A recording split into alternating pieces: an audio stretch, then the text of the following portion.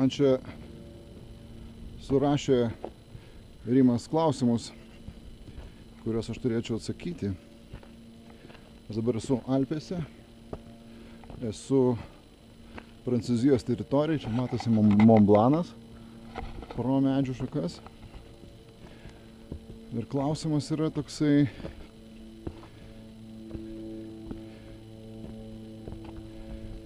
kas jeigu ne muzika, veiklos profesinė prasme, kas būtų man arčiausia. Bonjour.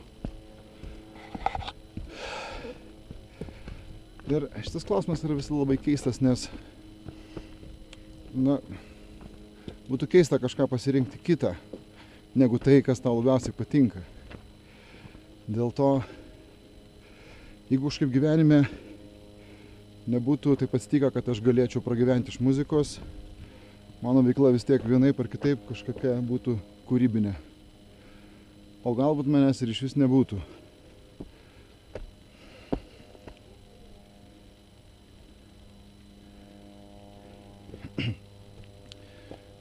Fanai, kiek jie yra svarbus, koks nors įstrikęs fanų poelgis.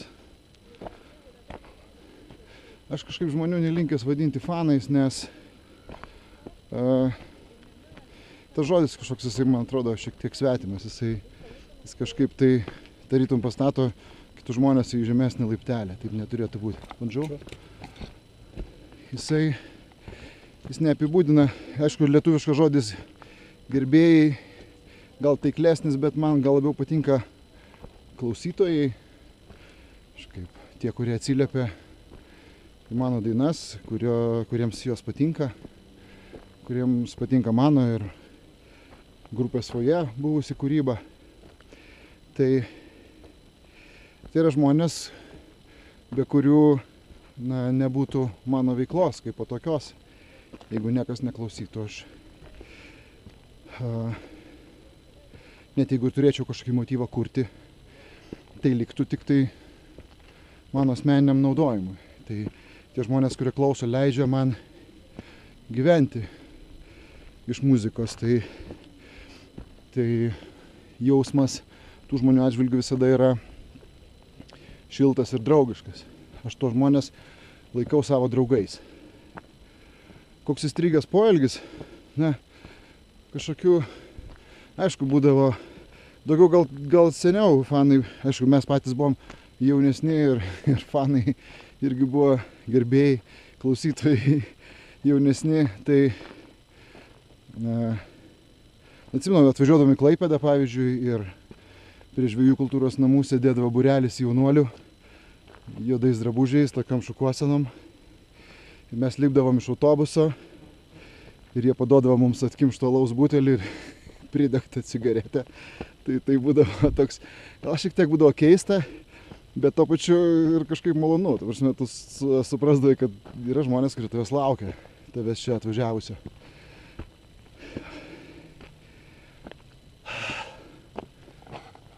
Aš esu, nežinau, maždaug turbūt virš 2 kilometrų, gal net apie 3 kilometrus virš jūros lygio, tai kvėpuoju labai giliai kalbėdamas.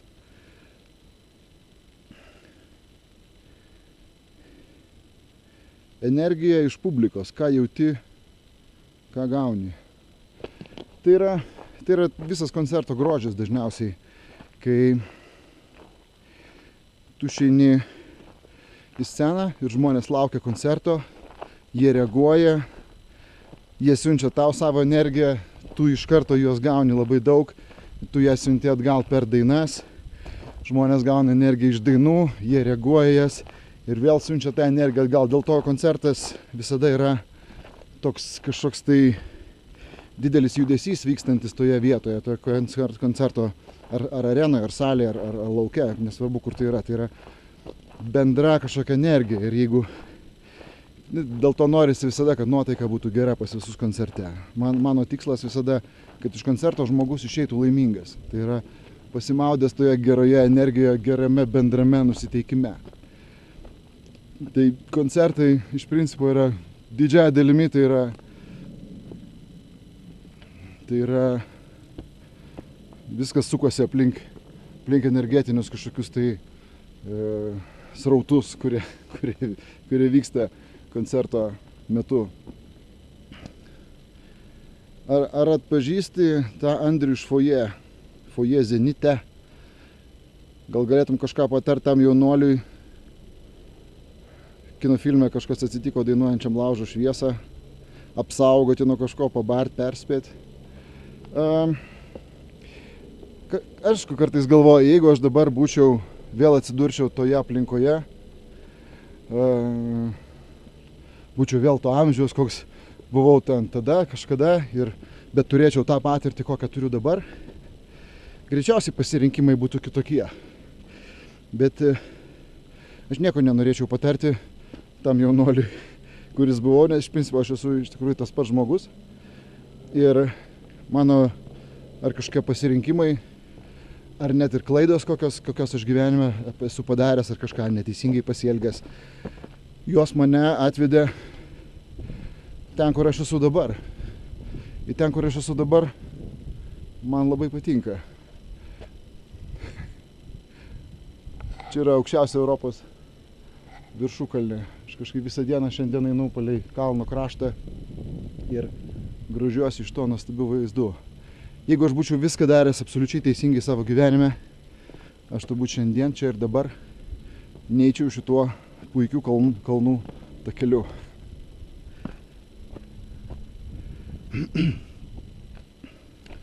Pirmas Foje koncertas, koks jisai buvo. Pirmas Foje koncertas įvyko, tai buvo 83 metai.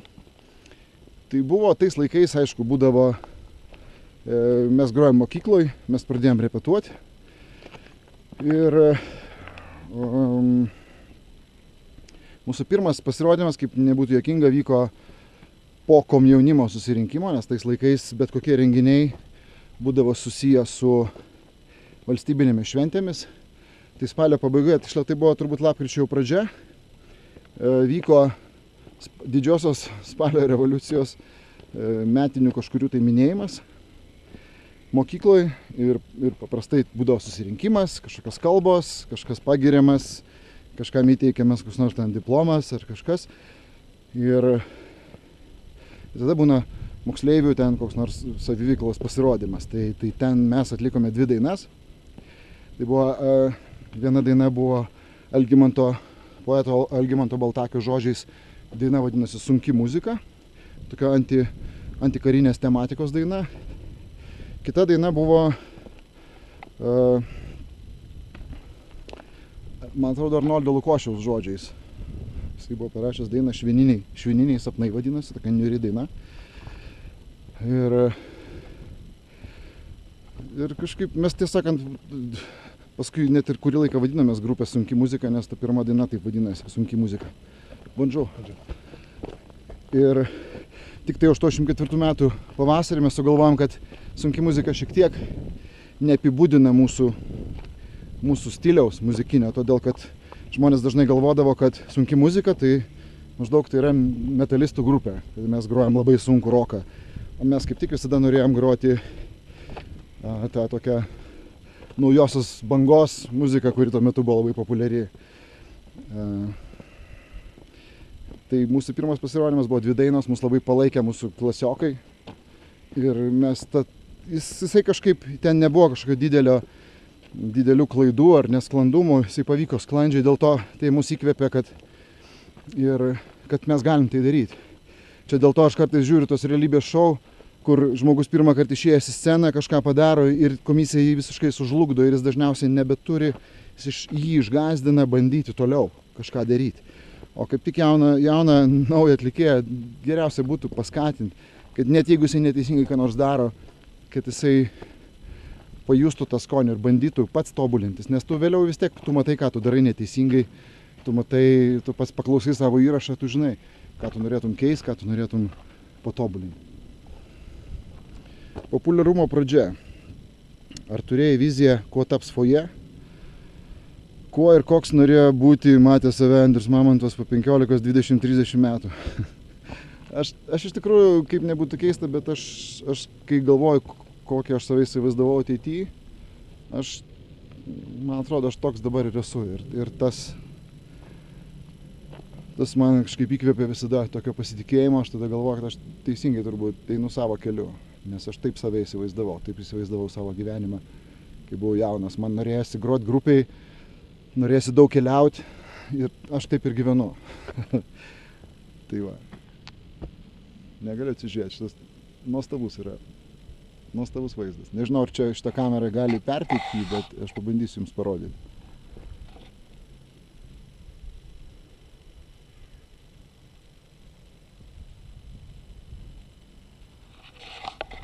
Kas dar man kalnuose patinka, tai yra tyla.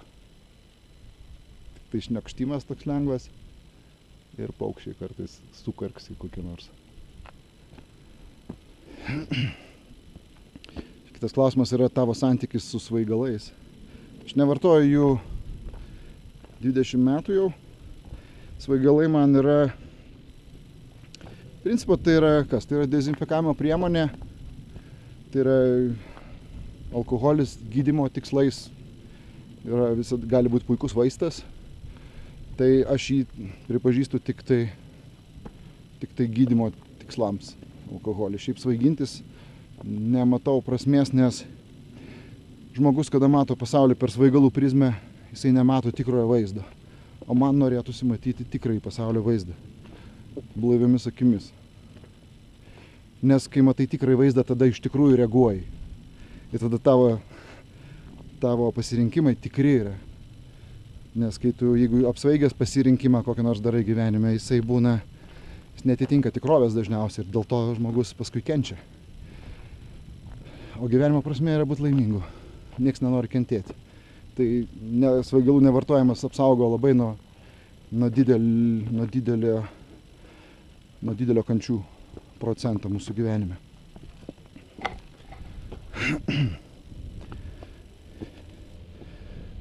Kitas klausimas yra, kada atėjo mintis, kad foje baigėsi, reiks kažkada atsisveikinti, ar tai buvo laipsniškas įėjimas į pabaigą. Bonjour. Nice dog. Sorry.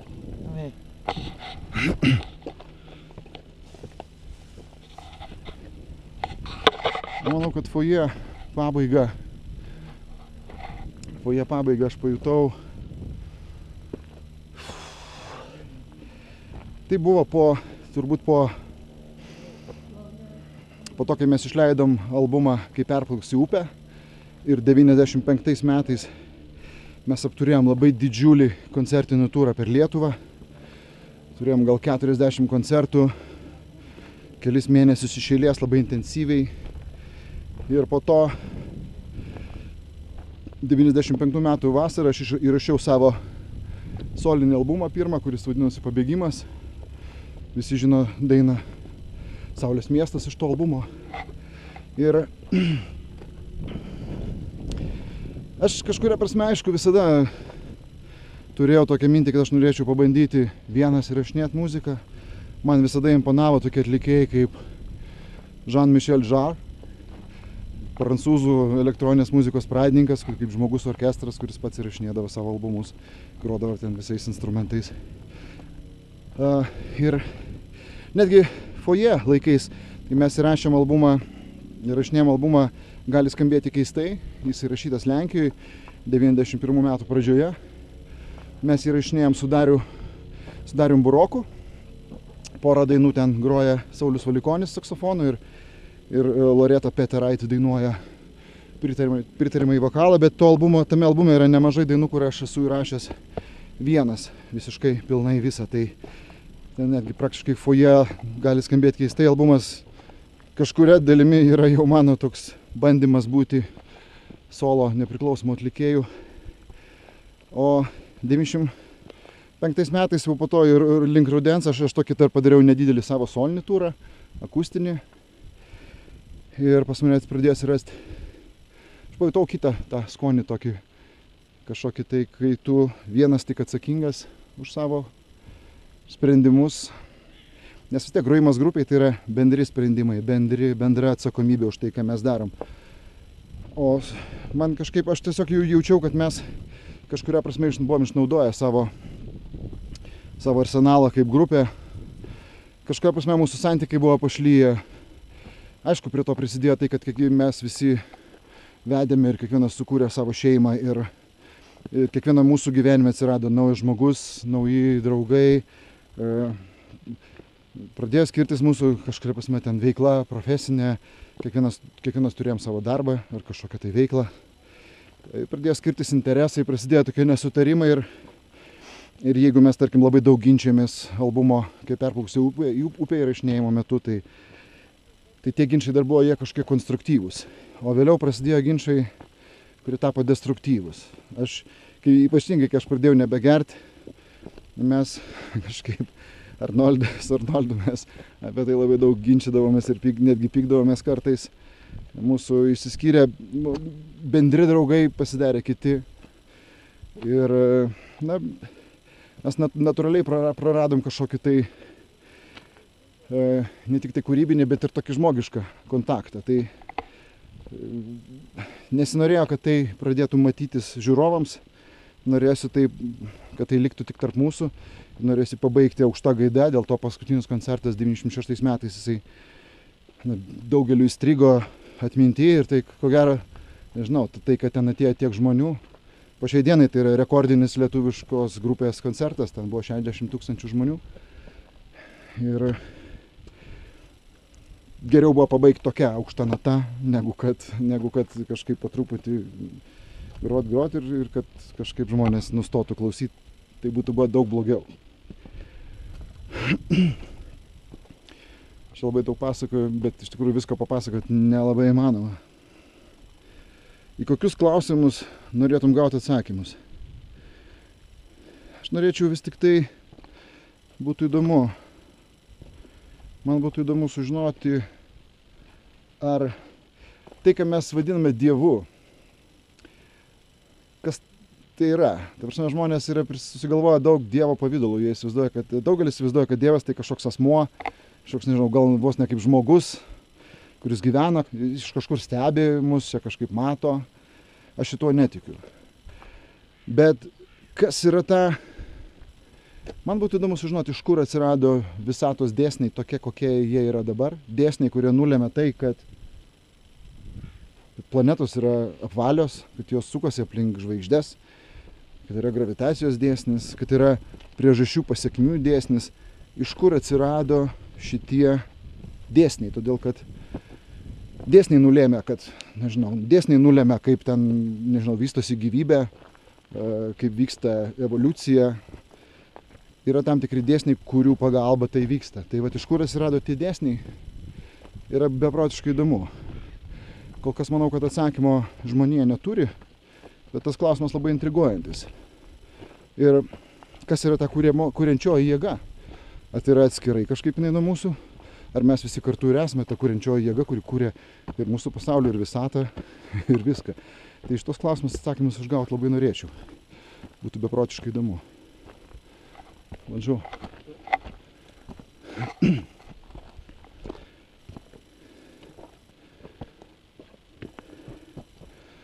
Ar tau rūpi procesai, kurie vyksta visuomenėje? Mums visiems rūpi tie procesai. Mes vienaip ar kitaip juos reaguojam. Gal ne visą laiką vienodai. Ne tai, kad aš visą laiką nesu visuomeniškai aktyvus. Kartais būna momentai, kai supranti, kad tam tikras klausimas visuomenėje tave kažkaip liečia. Tau norisi reaguoti, tu turi apie tai nuomonę. Kartais ją pasilaikai savo. Kartais ją norisi pasakyti viešai. Tai čia nėra turbūt vieno atsakymo į šitą klausimą. Bet iš principo taip, man rūpi procesai, kurie vyksta visuomeniai, nes ir aš esu visuomenės dalis. Ir nuo tų procesų, kurie vyksta visuomeniai, priklauso ir mano gyvenimas, ir mano vaikų. Mano veikla nuo to irgi priklauso. Tai manau, kiekvienas žmogus iš būtent tų tokių per save žiūri į visuomenę ir domisi tais klausimais, tais dalykais, kurie joje vyksta.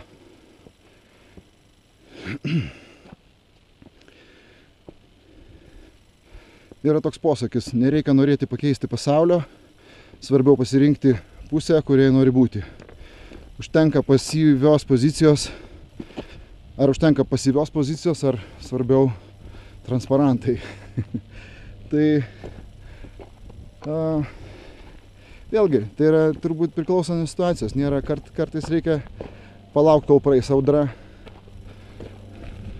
Kartais reikia prisidėti prie kažkokio tai proceso. Čia kiekvienas vėlgi turbūt žiūri individualiai. Čia kai buvo, tarkim, sąjūdis, buvo žmonių, kurie labai aktyviai dalyvavo mitinguose, dalyvavo sąjūdžio veikloje, bet buvo žmonių, kurie sėdėjo ramiai ir laukė. Tai kiekvienas turi tam tikrą poziciją, tam tikrais atvejais pasirenka. Vėlgi, kitų kažkokiu tai istoriniu laikotarpiu, kaip tik tie žmonės, kurie buvo pasyvūs, jie gal ėmėsi labai aktyvių kažkokių veiksmų, o tie, kurie buvo prieš tai aktyvūs, jie nusprendė palaukti, kol praeis audra. Tai ir mano gyvenime taip pat, aš lygiai taip pat tiesiog žiūriu, kur tu save matai. Ar tu matai save kaip dalį to kažkokio tai veiksmo, ar tu nori jame dalyvauti ar ne. Tai kiekvieną kartą yra atskiras pasirinkimas. Taip turbūt negalima būtų vienareikšmiškai pasakyti, kad aš ten visada dalyvauju visur aktyviai arba niekada niekur nedalyvauju. Taip nebūna. Mes pasirenkam kiekvienu atveju. Tame yra grožis, kad mes turim laisvę pasirinkti savo kažkokias pozicijas gyvenime, nuostatas pagal tai, kaip mes, kokias vertybės turim, kaip mes matom pasaulį. Čia visur auga mėlynės, čia galima įbrist, paskui nusileist nuo kalno mėlynų liežuvių. Paskutinis klausimas. Tolerancijos klausimai. Stereotipizacija, klišės ir etiketės, suprasti ar išmokti. Čia labai jau labai rimai uždavė rimtai klausimą. Tolerancija yra gebėjimas priimti kitą tokį, koks jis yra. Mano manimu, šiuo metu Lietuvoje yra labai daug žmonių, kurie nesugeba priimti kitų žmonių tokiais, kokie jie yra. Ir vietoj to, kad gyventų patys savo gyvenimą, bando kitus pakeisti. Tai aš niekada šitam nepritariu. Jeigu kas nors turi kažkokį tai gyvenimo būdą, kuris nekenkia kitiems, kuris nesusijęs su prievarta, tas žmogus yra laisvas būti toks, koks jis yra. Jeigu kažkam vyriškiui patinka vaikščioti apsirengus moteriškais drabužiais, aš su to neturiu jokios problemos. Tai yra jo pasirinkimas. Man tai niekaip netrukdo. Aš visiškai nenoriu bandyti keisti to žmogaus. Tol, kol jo laisvė neperžengia kitų žmonių laisvės. Dėl to, nes ir pats norėčiau būti priimtas toks, koks aš esu. Todėl, kad mano gyvenimo būdas irgi galbūt kažkam yra nesuprantamas ar neprimtinas ar kažkoks tai, nežinau, atgrasus. Bet aš turiu teisę gyventi taip, kaip aš noriu gyventi. Kaip ir kiekvienas žmogus turi tokią teisę. Dėl to labai liūdna kartais, kai tą iš tikrųjų labai prasmingą ir labai daug gerų reikšmių turinti žodį tolerancija kažkas bando sumenkinti ir ten paverčia žodžiu tolerastija. Tai yra mūsų dar kol kas nesupratimo išraiška. Tai reiškia, mūsų suvokimas dar yra kol kas nelaisvas. Mes vis dar bandome primesti kitam žmogui savo gyvenimo modelį, nes manome, kad jis yra pats teisingiausias. Bet taip nėra, niekada nebuvo ir nebus. Ir vietoj to, kad bandyti griauti kitų žmonių gyvenimą, norėtųsi palinkėti kiekvienam gyventi savo gyvenimą ir būti laimingom.